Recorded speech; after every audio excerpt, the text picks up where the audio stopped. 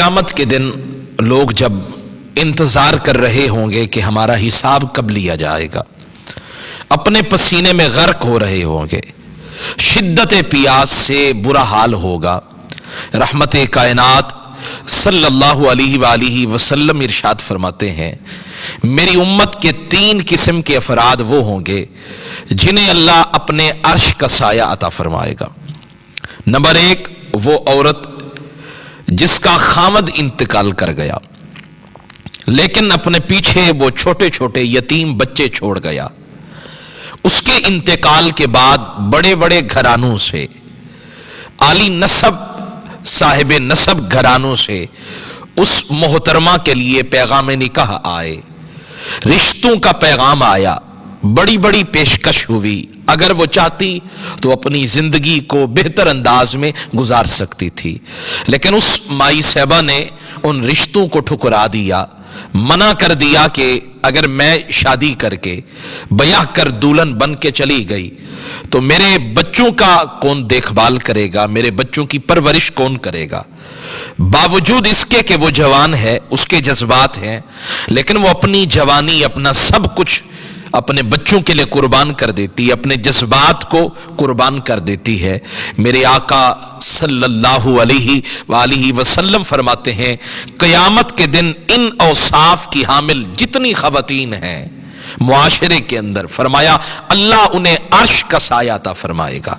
اب ہمارے معاشرے کے اندر کتنی ایسی خواتین ہوتی ہیں جو ابھی جوانی کے اندر ہوتی ہیں اور جوانی کے ایام کے اندر ابھی شادی کو کچھ دن ہوئے ہوتے ہیں یا کچھ سال ہوئے ہوتے ہیں، اللہ اولاد بھی دے دیتا ہے اور اوپر سے خامد کسی نہ کسی سبب سے، مرض کی وجہ سے یا کسی اور وجہ سے انتقال کر جاتا ہے، تو بعض خواتین شادی کا آغاز کر لیتی ہیں، نئی زندگی کا آغاز کر لیتی ہیں، لیکن بعض خواتین اپنے جذبات کو قربان کرتی ہیں اور اپنی اولاد کی پرورش میں اپنی جوانی لگا دیتی ہیں۔ تو میرے آقا فرماتے قیامت کے دن ایسی خواتین اللہ کے عرش کے سائے کے نیچے ہوں گی۔ نمبر 2، وہ افراد جنہیں اللہ نے بہت سارا مال دیا، بہت سارا اللہ نے رزق دیا ہے، بجائے اس کے کہ وہ اللہ نہ کرے وہ میلے ٹھیلوں میں لگاتے، وہ شراب پینے میں اپنا مال ضائع کرتے، وہ سود کے اندر اور دیگر جتنے غلط کام ہیں ان میں مال خرچ کرنے کی بجائے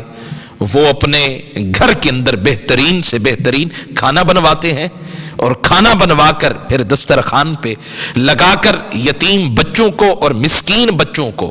تکریم کے ساتھ، تعظیم کے ساتھ اور احترام کے ساتھ بٹھا کر کھانا کھلاتے ہیں۔ یعنی ایک تو یہ ہے کہ یتیم کی طرف نظر محبت ڈالی نہیں جاتی، اور اگر ڈالی گئی تو پھر عزت اور تکریم نہیں دی جاتی۔ قرآن فرماتا ہے کلا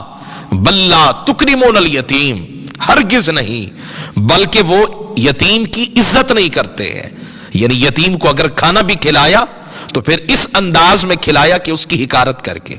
اس کو شرمندہ کر کے۔ قرآن فرماتا ہے، شریعت یہ کہتی ہے، شریعت کا نقطہ نظر یہ ہے کہ تم یتیم کی تکریم کرو، یتیم کی عزت کرو، یتیم کو احترام دو۔ تو فرمایا جس شخص نے اور ان اوصاف کے حامل جتنے افراد حضور کی امت کے معاشرے کے اندر ہیں، فرمایا قیامت کے دن اللہ انہیں عرش کا سایہ عطا فرمائے گا۔ اور نمبر 3، فرمایا وہ افراد جو اپنے رشتوں کو توڑنے کی بجائے انہیں نبھانے والے ہیں، جو خونی رشتے ہیں، جو اعزا اقربا ہیں، وہ صلہ رحمی کرتے ہیں۔ فرمایا یہ صلہ رحمی یہ ایک ایسا عمل ہے، فرمایا جس کی وجہ سے اللہ اس کے رزق میں ڈھیروں اضافہ کر دیتا ہے۔ ہم رزق کے اضافہ کے لیے کیا کیا جتن کرتے ہیں، لیکن محبوب کائنات فرماتے ہیں اگر چاہتے ہو تمہارے رزق میں اضافہ ہو جائے، صلہ رحمی کرو، اپنے رشتہ داروں کے ساتھ اپنے تعلقات کو بہتر سے بہتر بناؤ،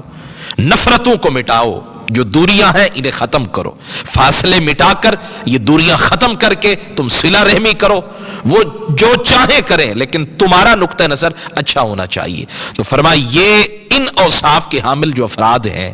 قیامت کے دن اللہ کے عرش کے سائے کے نیچے ہوں گے۔